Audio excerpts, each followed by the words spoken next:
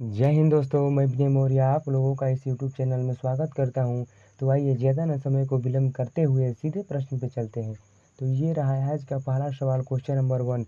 देखिए question number 1 है कि 7 मई 2021 को कौन तमिलनाडु के नए मुख्यमंत्री के रूप में शपथ लिए हैं। तो देखिए इसका सही जवाब होगा option number A, M.K. Stalin. M.K. जो स्टालिन है कहाँ के मुख्यमंत्री बने हैं, तो तमिलनाडु के नए मुख्यमंत्री के रूप में शपथ लिए हैं। देखिए ये M.K. स्टालिन बने हैं, तो M.K. स्टालिन ये किस पार्टी के हैं, तो द्रविड़ मुनेत्र कड़गम पार्टी के हैं। किस पार्टी के हैं, द्रविड़ मुनेत्र कड़गम पार्टी के हैं। और देखिए M.K. स्टालिन जी को राज्यपाल बनवारी लाल पुरोहित के द्वारा क्या किया गया है, तो शपथ दिलाया गया है। राज्यपाल बनवारी लाल पुरोहित के द्वारा शपथ दिलाया गया है। देखिए जो चुनाव हुआ था तमिलनाडु में, तो कुल कितने सीटों पर चुनाव हुआ था, तो टोटल 234 सीट पर चुनाव हुआ था total.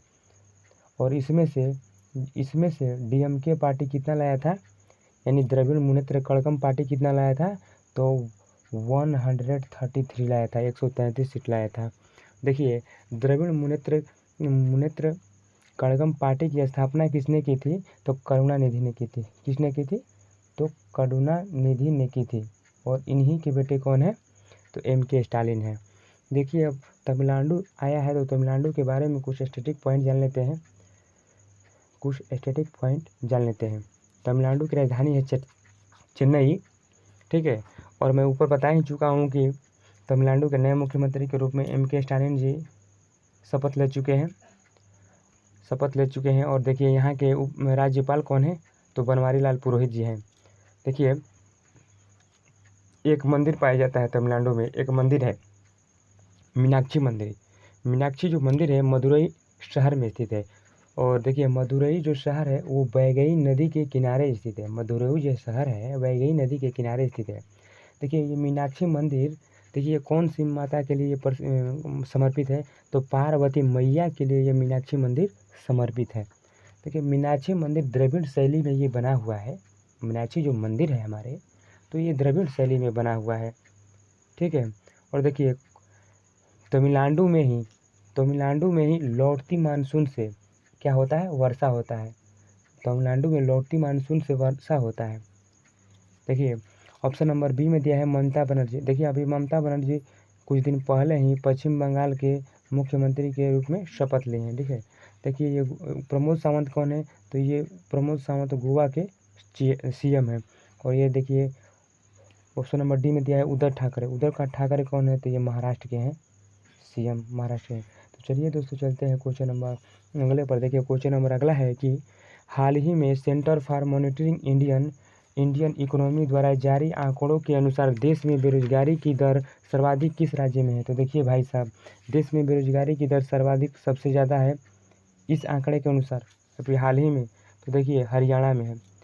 Centre for monitoring Indian economy के द्वारा कौन जारी किया है इसको, तो centre for monitoring Indian economy जारी किया है यह आंकड़ा बेरोजगारी की दर का। और इसमें बताया है कि हरियाणा इसमें टॉप स्थान पे है। तो सेकेंड स्थान पर कौन है, तो सेकेंड स्थान पर है राजस्थान और थर्ड स्थान पर है दिल्ली। है। देखिए कहने का मतलब इनसे पूछा गया कि ये आखिर बेरोजगारी क्यों है। तो देखिए इन्होंने अपना आधार क्या दिया है, इन्होंने क्या दिया है कि लॉकडाउन है, मजदूर पलायन कर रहे हैं, सिनेमा हॉल बंद है, मॉल बंद है, होटल बंद है, इसलिए बेरोजगारी बढ़ रही है। देखिए हरियाणा में 35% बेरोजगारी है।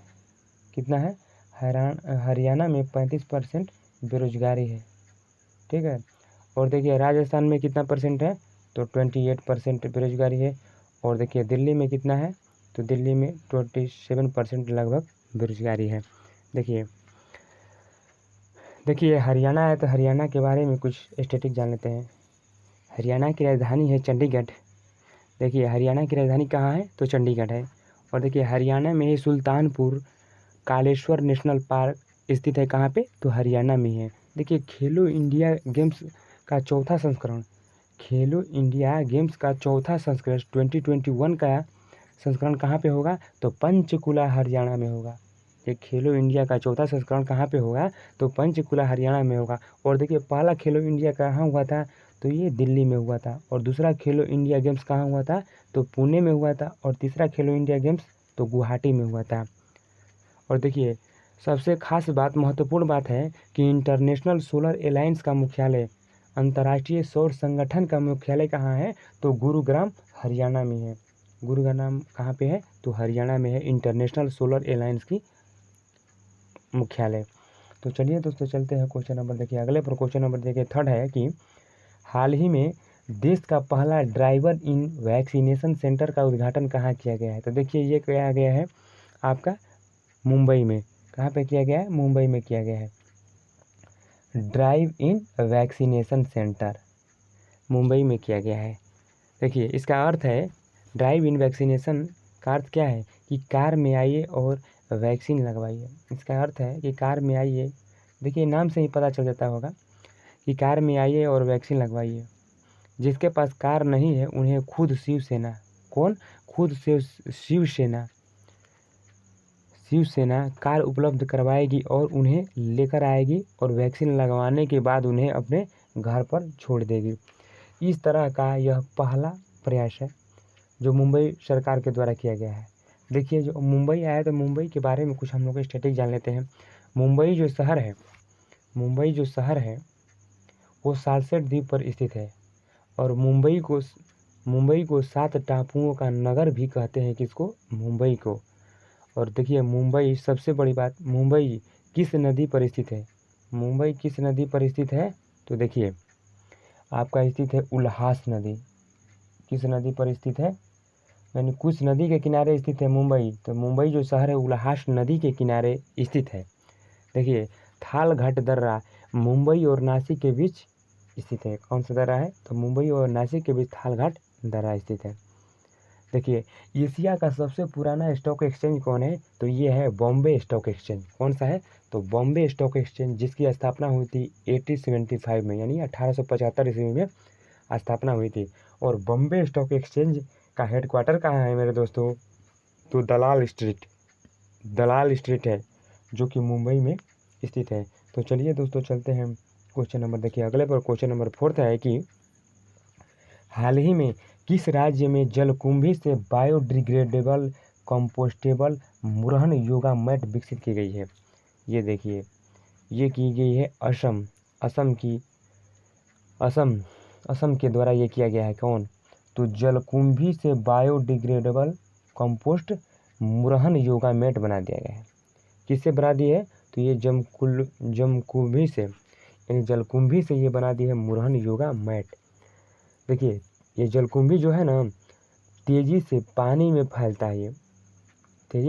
फैलता है और ये एक समस्या है। ये क्या है? समस्या है। लेकिन इस समस्या को संपदा में परिवर्तन कर दिया कहाँ की लड़कियों ने? तो असम की लड़कियों ने इस समस्या को संपदा में परिवर्तन कर दिया।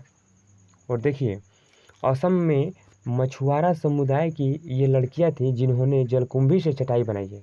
खास बात क्या है कि ये जलकुंभी से ये चटाई बनाई है। और देखिए इस चटाई का यूज कहाँ पे होगा? तो योगा करने में इस चटाई का उपयोग होगा। ठीक है, पर्यावरण का कोई इस पर नुकसान नहीं होगा। देखिए मुरहन योगा मैट, मुरहन जो है ना तो दीपोर झील में मिलने वाला पक्षी है।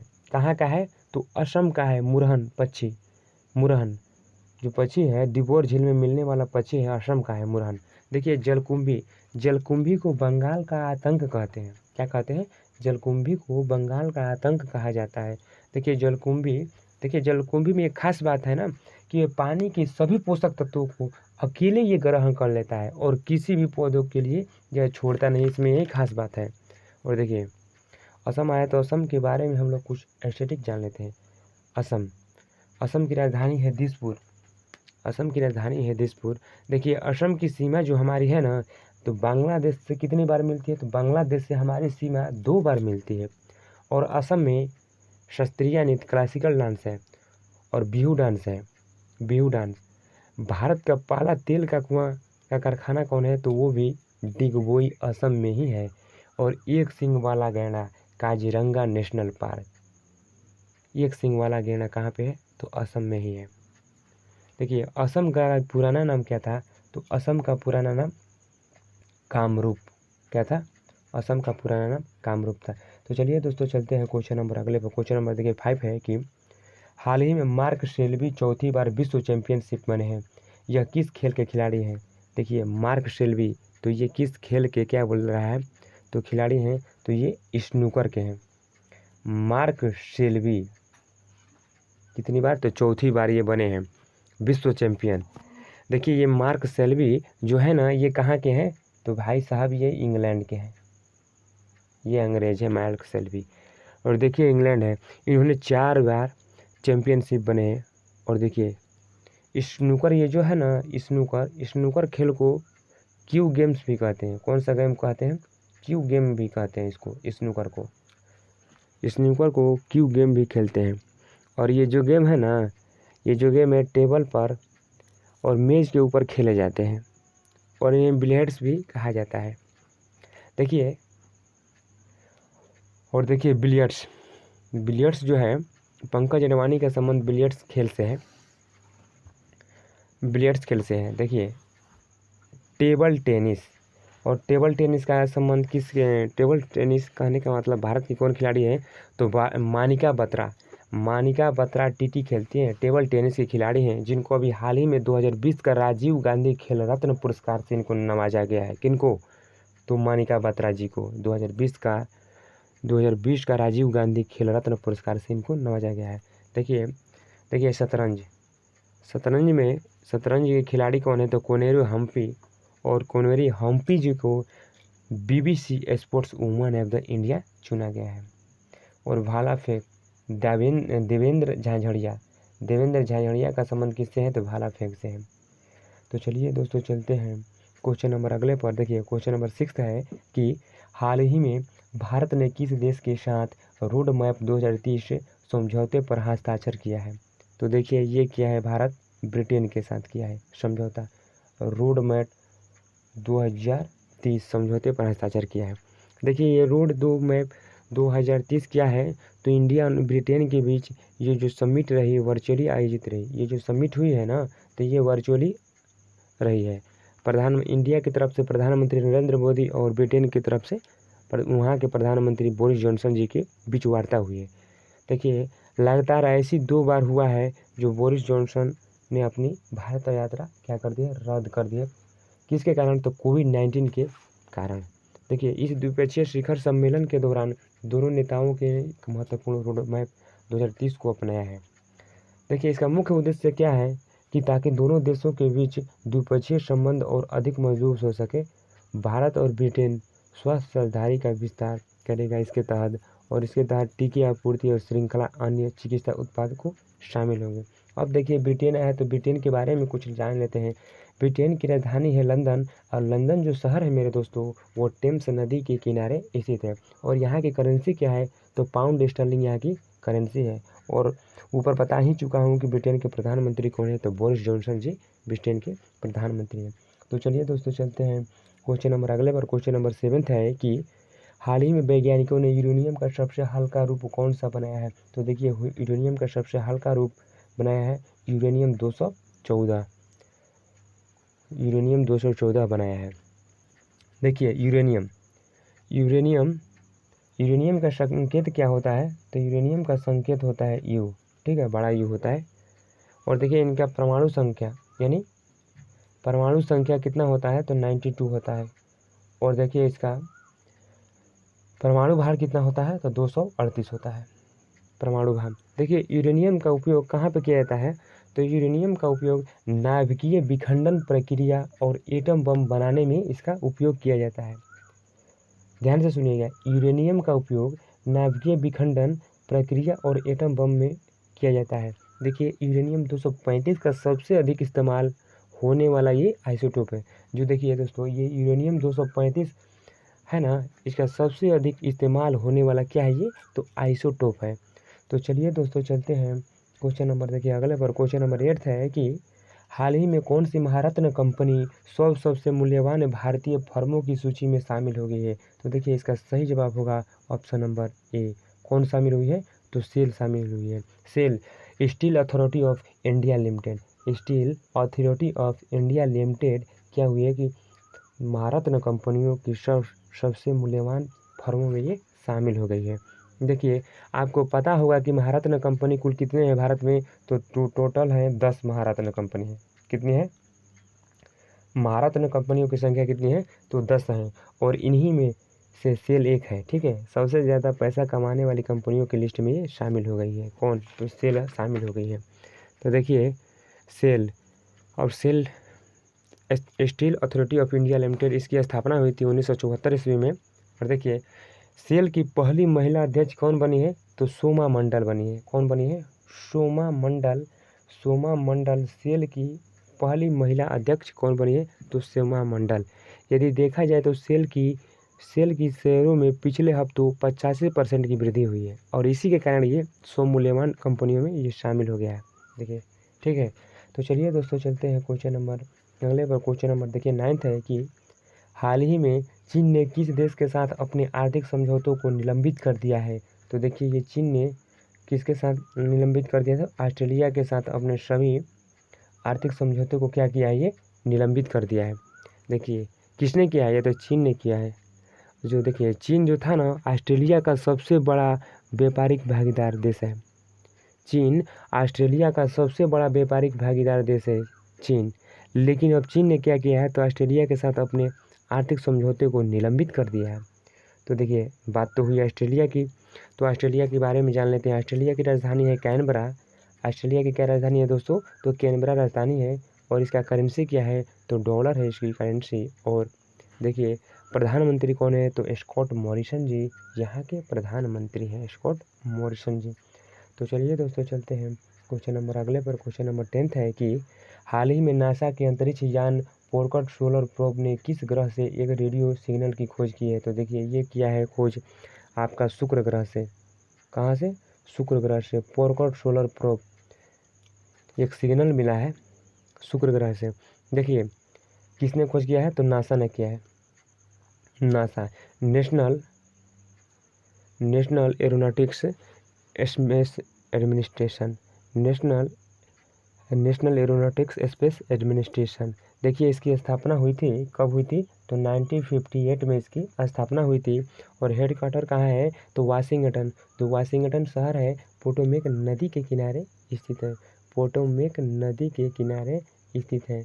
और सूर्य ग्रह को चमकीला ग्रह के नाम से भी जाना जाता है। तो चलिए दोस्तों चलते हैं क्वेश्चन नंबर अगले पर। देखिए क्वेश्चन नंबर अगला है कि हाल ही में किस देश ने 12 से 15 वर्ष की उम्र के बच्चों के लिए फाइजर वैक्सीन को मंजूरी दे दी है? तो देखिए ये देश दिया है कनाडा। कौन सा देश है? कनाडा देश ने क्या किया है कि 12 वर्ष से 15 वर्ष की उम्र के बच्चे को लिए फाइजर वैक्सीन को, किस वैक्सीन को? तो फाइजर वैक्सीन को ये मंजूरी दे दिया है। देखिए अब कनाडा दिया है, कनाडा सरकार ने ये ऐसा कदम उठाया है। तो कनाडा के बारे में कुछ स्टैटिक पॉइंट जान लेते हैं। कनाडा की राजधानी है ओटावा। कनाडा की राजधानी कहाँ है मेरे दोस्तों? तो कनाडा की राजधानी है ओटावा। और कौन करेंसी क्या है? तो करेंसी है यहाँ की डॉलर। और प्रधानमंत्री कौन है? तो जस्टिन ट्रूडो जी यहाँ के प्रधानमंत्री है। और संसद का नाम क्या है यहाँ का? तो संसद का नाम है पार्लियामेंट। क्या नाम है? पार्लियामेंट है संसद का नाम। और देखिए विश्व की सबसे लंबी सीमाओं वाला देश कौन है? तो वो है आपका कनाडा। विश्व की सबसे लंबी सीमाओं वाला देश कौन है? तो कनाडा है। और दक्षिणी ध्रुव पर पहुंचने वाला विश्व की प्रथम महिला कौन है? तो फ्रैंकलिन कनाडा की है। तो दोस्तों अगर वीडियो यदि पसंद आया है तो लाइक कीजिए, शेयर कीजिए और चैनल को सब्सक्राइब करना बिल्कुल मत भूलिएगा। तो आज के लिए इतना ही। Thank you so much. जय हिंद, जय भारत दोस्तों।